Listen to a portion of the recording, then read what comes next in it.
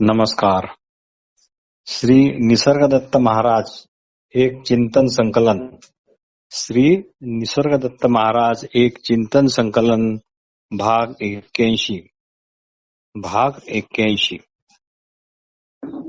श्री निसर्गदत्त महाराजांच्या हे लक्षात आले की वेदांताच्या पारिभाषिक शब्द प्रयोगामुळे सर्वसामान्य माणसाला वेदांत जाणण्याची इच्छा असूनही व खऱ्या सुख समाधानात राहण्याची उत्कंठा असूनही हा अध्यात्म विषय, हा वेदांत विषय अतिशय अवघड जात आहे.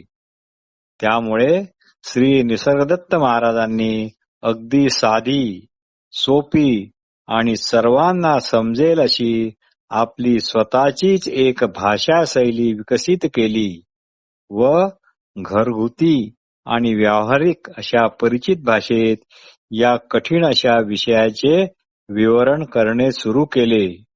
आणि हे एवढ्या प्रभावीपणे आणि अफलातूनपणे जमले की पारिभाषिक शब्दांच्या जंजाळात अडकलेल्या वेदांत ज्ञानाने मुक्ततेचा जणू श्वास घेतला.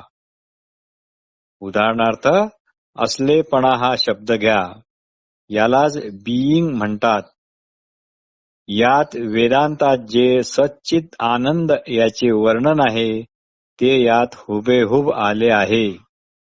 काहीतरी असल्याशिवाय काहीतरी आहे असे वाटतच नाही.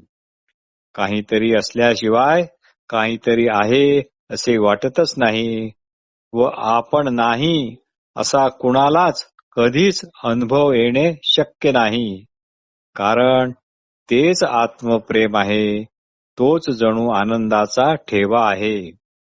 सारांश, काहीतरी असल्याशिवाय काहीतरी आहे असे वाटतच नाही आणि या असलेपणाची मात्र सगळ्यांना आवड आहे. कारण त्यात आनंद नसेल तर आवड कशी असणार हे सिद्ध झाले.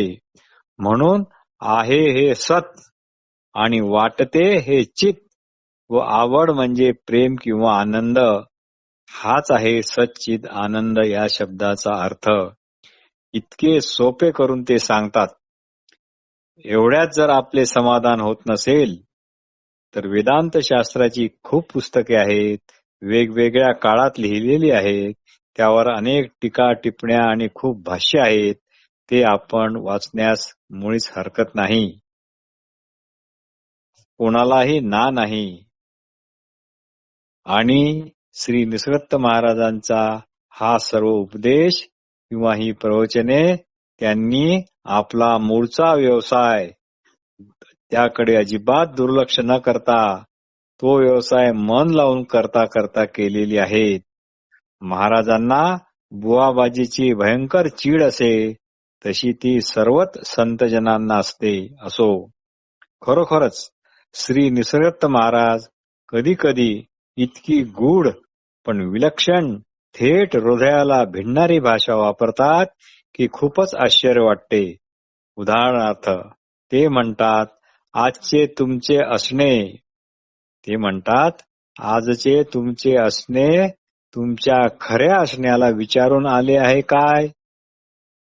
आजचे तुमचे असणे तुमच्या खऱ्या असण्याला विचारून आले आहे काय? सद्गुरुबोध भाग 1 पान क्रमांक 81.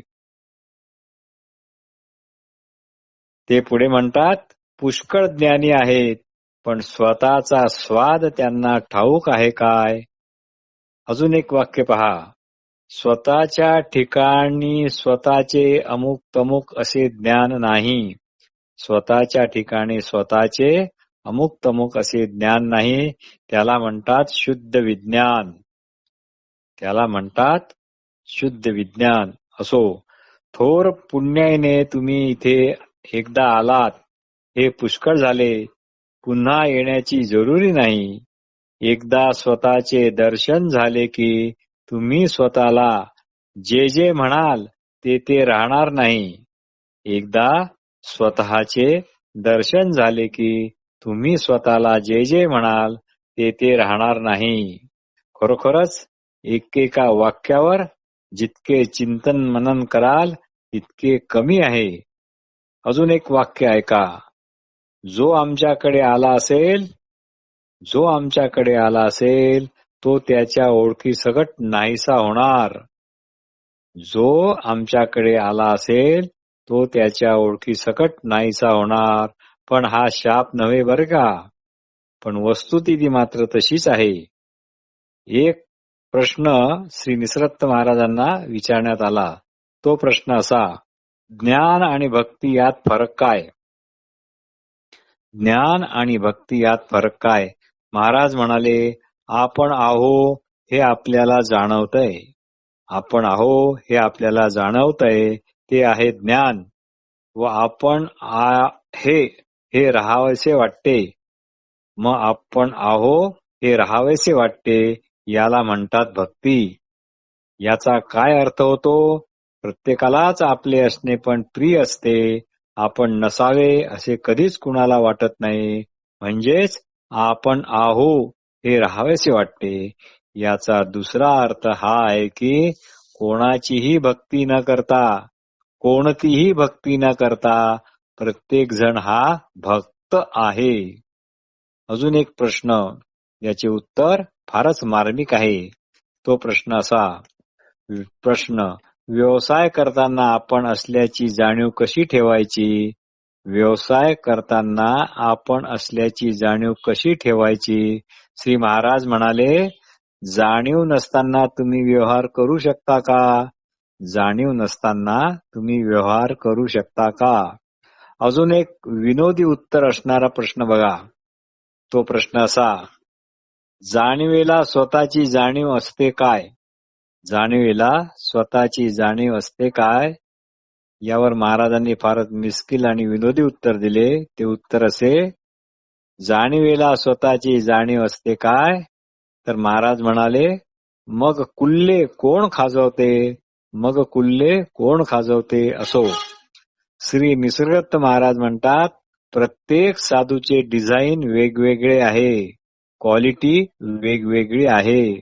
महाराजांना डिझाईन शब्द फार आवडत असे. त्याचा उल्लेख त्यांनी बऱ्याच वेळा केला. असो, म्हणून तुमची आर्तता जोरदार असेल म्हणजे डिझाईन योग्य असेल तर तुमचे असणे पण तुम्हाला योग्य मार्ग दाखवेल. ते म्हणत, तू बोलतोस, तू चालतोस, हा पंचभौतिक पदार्थाचा गुणधर्म आहे. हा पंचभौतिक पदार्थाचा गुणधर्म आहे, तुझा नाही. तम आणि रज गुणामुळे व्यवहार शक्य झाला आहे. सत्व फक्त साक्षीत्व करते. सत्व फक्त साक्षीत्व करते. आपण खाल्लेले आपणामध्ये जिरते व जिरते तेच आपण होतो. तुमची आठवण तुम्ही विसरू नका. देहाची ओळख किंवा आठवण ही वापरू नका. एक विलक्षण वाक्य असे आहे ते बघा. कोणीही तोच किंवा तसाच आज मिळणार नाही. कोणीही तोच किंवा तसाच आज मिळणार नाही. हाच चैतन्याचा स्वभाव आहे. हाच चैतन्याचा स्वभाव आहे. अशी आहे विलक्षण दिसायला साधी, पण समजायला कधी कधी मात्र घाम फोडू अशी ही भाषा. अजूनही उदाहरणादाखल एक अजून पहा. महाराज म्हणतात, चैतन्य आकारबद्ध झाल्यावरच त्याला आपण असल्याचे कळते. चैतन्य आकारबद्ध झाल्यावरच त्याला आपण असल्याचे कळते. चैतन्य किडा मुंगी मनुष्य हे आकार जाणत नाही. चैतन्य किडा मुंगी मनुष्य हे आकार जाणत नाही. अजून एक नमुना पहा. श्री निसर्गदत्त महाराज म्हणतात, स्वप्न तुझ्यातून बाहेर पडते. स्वप्न तुझ्यातून बाहेर पडते. तुला वाटते मीच स्वप्नात जातो. तुला वाटते मीच स्वप्नात जातो. स्वप्न, स्वप्नातील जग आणि स्वप्नात दिसणारा तू हे सर्व तुझ्यातूनच बाहेर पडते. श्री निसर्गदत्त महाराजांनी इतक्या साध्या शब्दात मांडुक्य उपनिषदांचे मर्म उघड केले आहे.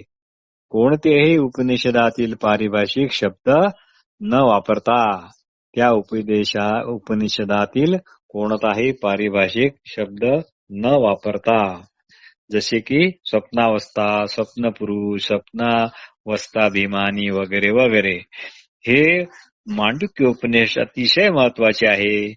वेदांत शास्त्रात याला खूप मोठा मान आहे. यात अवस्थात्रय विवेक सांगण्यात आलेला आहे. तसे हे उपनिषद फारच लहान, फार लहान म्हणजे जणू अवधूत काय, केवळ 9 मंत्राचे आहे. पण शंकराचार्यांच्या गुरुच्या गुरुने यावर कारिका लिहिलेले आहेत. असो, श्री निसर्गदत्त महाराज म्हणतात, तू जगात शिरलेला नाहीस, तू जगात शिरलेला नाहीस, तेव्हा यातून बाहेर पडण्याची तुला गरजच काय?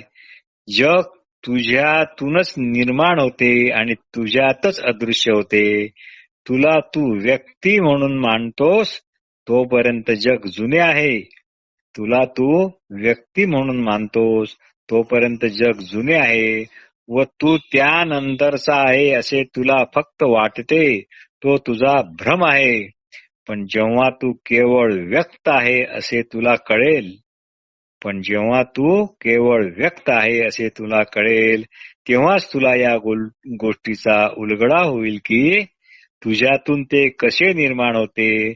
म्हणून तू आधीच आहेस, म्हणून तू आधीच आहेस. श्री निसर्गदत्त महाराज आपल्याला असे काही प्रश्न विचारतात की आपली मती गुंग होते. श्री निसर्गदत्त महाराज आपल्याला असे काही प्रश्न विचारतात की आपली मती गुंग होते. उदाहरणार्थ, तू केवळ जागा झाला म्हणून स्वप्न जगात वावरणारा तू नाहीसा झाला काय? ते विचारतात, तू केवळ जागा झाला म्हणून स्वप्न जगात वावरणारा तू नाहीसा झाला काय? याचा अर्थ काय होतो? तर तुझी सध्याची जागृत अवस्था केवळ जागृत अवस्था नाही, ती स्वप्नावस्था पण आहे. तर ती स्वप्नावस्था पण आहे. म्हणूनच निसर्गदत्त महाराज विचारतात की तू केवळ जागा झाला म्हणून स्वप्न जगात वावरणारा तू नाहीसा झाला काय? आणि यावर श्री रमण महर्षी म्हणतात की ज्ञानी पुरुष हा जागृत सुषुप्ती अवस्थेत असतो व आपण अज्ञानी माणसे मात्र जागृत स्वप्न अवस्थेत असतो. हाच या सगळ्यांचा अर्थ होईल. हाच आपला व ज्ञानी पुरुषातील मूलभूत फरक आहे. श्री महाराज पुढे म्हणतात, जागृती जग खरे मानले जाते आणि स्वप्न जग खोटे मानले जाते. पण वस्तुतः दोन्ही जगे स्वप्न जगेच आहेत. पण वस्तुतः दोन्ही जगे स्वप्न जगेच आहे. हाच या सर्वांचा अर्थ आहे. श्री महाराज म्हणतात, स्ववास घेत राहा. स्ववास घेत राहा म्हणजे ध्यान करत राहा. आपल्या असणेपणाच्या शुद्ध जाणीवेत स्थिर राहा. पण त्याला कोणताच शब्द देऊ नका, त्याचा कोणताच अर्थ काढू नका. त्यामुळे ते दूषित होईल, घाणेरडे होईल आणि तुम्हाला शब्द आणि त्या शब्दाशी खेळणे आणि त्या शब्दाचे विवरण अशा तुम्ही त्या जंजाळात पडेल आणि मग लगेच मन तयार होईल. हे मात्र निश्चित समजा. मन हा शब्द तुम्हाला केव्हा कळतो याचा विचार करा. ध्यान करताना जाणीवेने जाणीव पकडली जाते तेव्हाच जग जग राहत नाही. ध्यान करताना जाणीवेने जाणीव पकडली जाते तेव्हा जग जग राहत नाही, ते केवळ व्यक्त असे असते.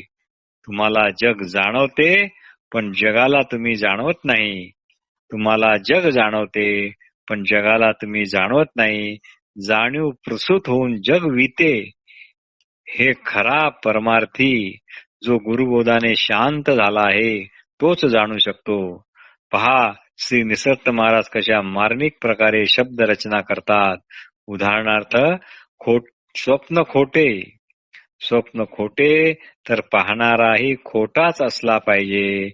ज्ञानाला जग सत्य म्हणजे हर्ष खेदाला निर्माण करणारे, कारणीभूत होणारे दिसत नाही.